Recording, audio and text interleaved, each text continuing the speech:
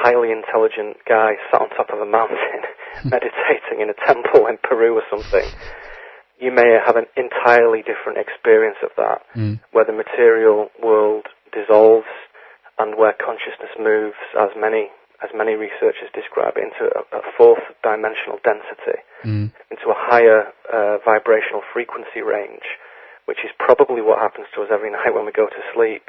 But just on a more permanent basis, this would then come about. And so my belief is that your state of consciousness and your frequency of consciousness will dictate what your experience is. So some people will end up saying, well, nothing happened, it's all the same, I still can't pay my mortgage and life is still, not very good. Other people will hugely leap forward in their personal evolution, and other people will disappear. And although I find that quite, I say that cautiously now. Yeah. I do feel that there's a lot of work that can back that up. And I did some work in the summer of this year in Glastonbury and in Wiltshire area in the UK, which is the kind of heart of the crop circle phenomena. Oh yeah. Put some bits and pieces of the puzzle together, which helped me understand that. I think the thing most people have such a big problem with is, if you're talking about something that is so otherworldly, so difficult to get your head around, how can you think in those non-ordinary reality terms, and how can you relate to it? What does it mean? I don't understand. You're going to have to translate that for me. And unfortunately, a lot of this stuff is not translatable in that sense. So, there are a number of ways I would suggest people can, go and take a look at a different level of consciousness. One is through meditation, which is an age-old practice. One is through the ingestion of sacred sacraments, sacred medicines, and one is through what occultists would refer to as astral projection. They all achieve the same thing, which is they shift your frequency of consciousness to a higher level, from a third dimensional state to a fourth dimensional state.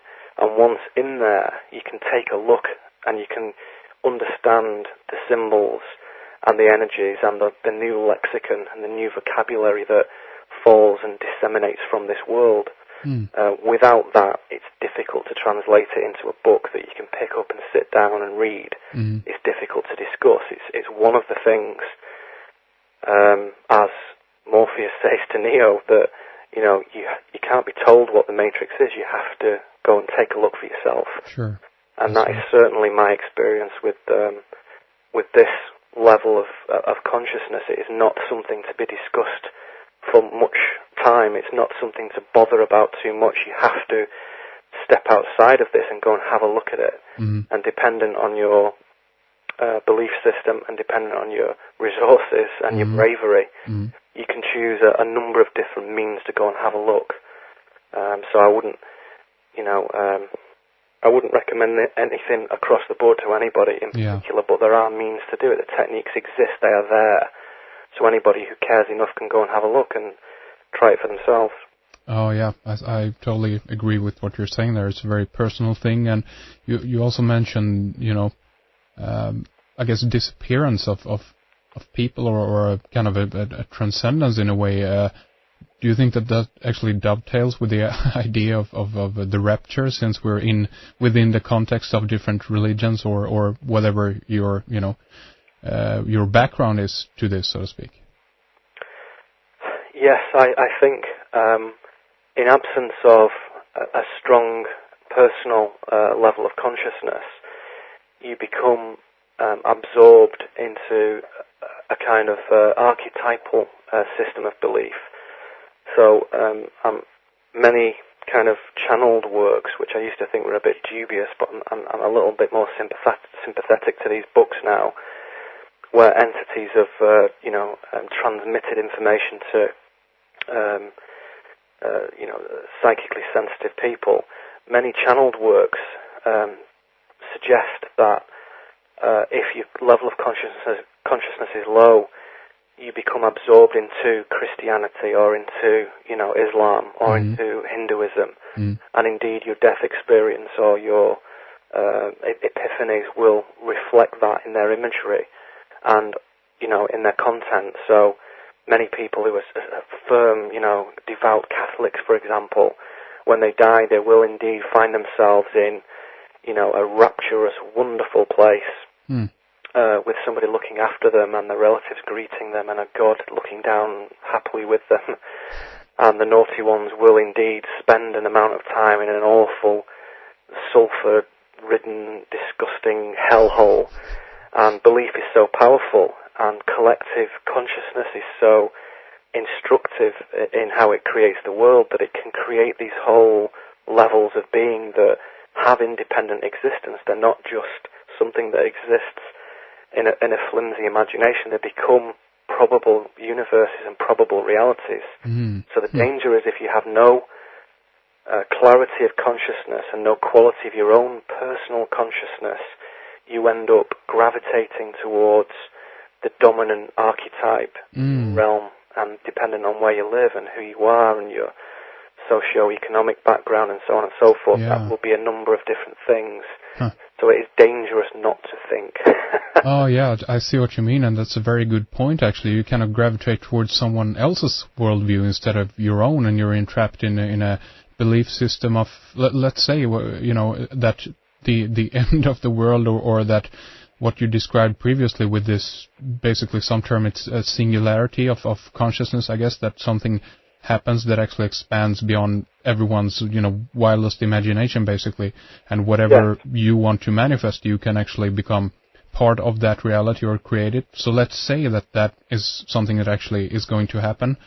Then, if you don't have a clear vision of where you want to be, or who you want to be, or where you want to be at, or what kind of experience you want to have, you potentially then could end up in someone else's, and if that is a nightmarish type scenario of an end of the world thing, we're in very big trouble, I guess. You're in trouble if you can't think for yourself, and if you can't develop your own spiritual vehicle and your own frequency and your own awareness. You're in trouble, and you end up being sucked into someone else's belief. And the belief is not just a mental conjuration of the brain; it is an actual physical, real place, just as physical and real as this. I would suggest that we remind ourselves that we are not our thoughts, we are not our personality, we're not even consciousness. Consciousness is the programming language of the universe.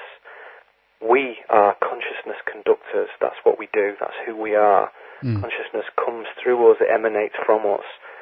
If you switch off your conductivity, if you refuse to be part of the natural cycle, you refuse to think, you refuse to be, then somebody else will subsume you, will consume you, and you will end up for a period, not indefinitely, because I think everything gets to its destination eventually.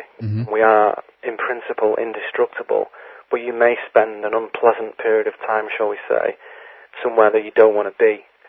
So until you, as a modulator, until you realize that you are the one who is in control, right? Correct. We are the creators. We are the ones who are targeted on this planet because we are the ones who transmit the reality just like everybody else does.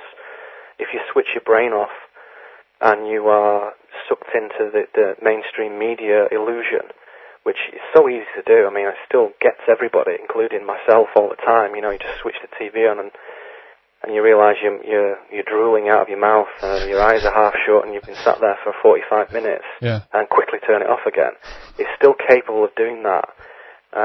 We must understand that we are being used because we create reality. So if we are manipulated in a certain way, and if we are shaped and modulated in a certain way, then our creation becomes not ours but somebody else's.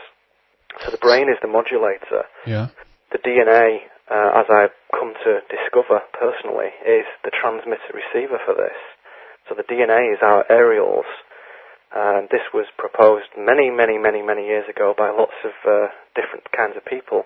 Most recently to me by Jeremy Narby, who wrote a book called The Cosmic Serpent. Oh, yeah. Which was really his reflections on the discovery that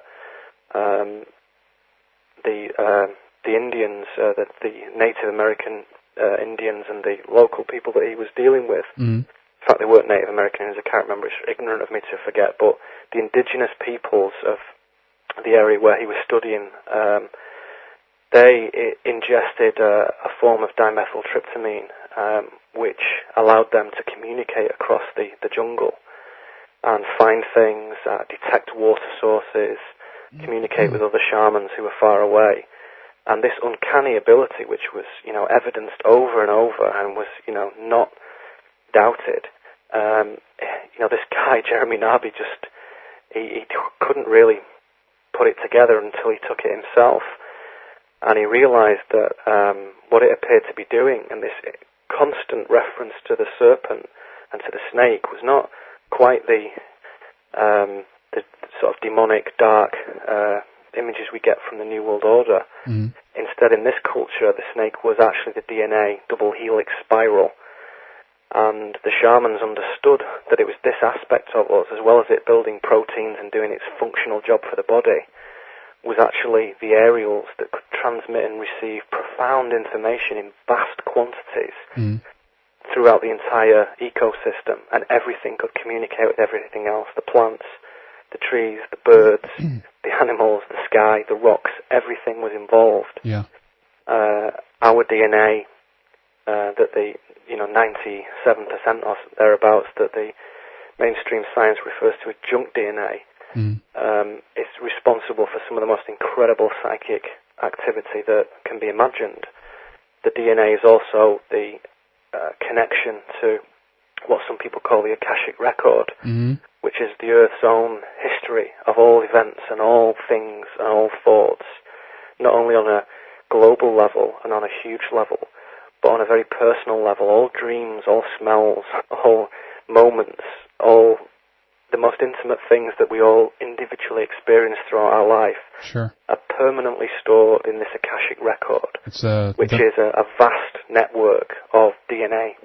It's the log of the machine of the universe, And every galaxy, and every area, and every universe, and every intelligence has one. And of course, these link together in the same way the internet does to produce all ideas, all events, all things. So nothing is lost. Everything comes to an end, but nothing is lost. Also, I read that a while back, Jeremy Narby's book, The Cosmic Serpent. And yes. One thing that was very interesting there actually was how he was told by the natives that I think he was in Bolivia or something like that. I can't remember exactly now. Yes, I think you're more on the track than I was. I think it was somewhere in South America anyway. But he actually was told by these natives that they were given instruction basically on how to make or produce a form of sedatives with different mixes of the plants down there. And this was amazing because this was actually non-toxic when ingested, but powerful enough to knock out an animal basically, so they could eat it. And this was actually the basis, I think, for what we use in Western medicine for sedatives basically, or some kind of... Yes, that's true. Yeah, well remembered. Yeah, exactly the case. And also added to that, the native peoples had figured out that the psychoactive chemical component of this brew that they created was not orally active. It didn't. If you drank it, nothing happened. Yeah, exactly.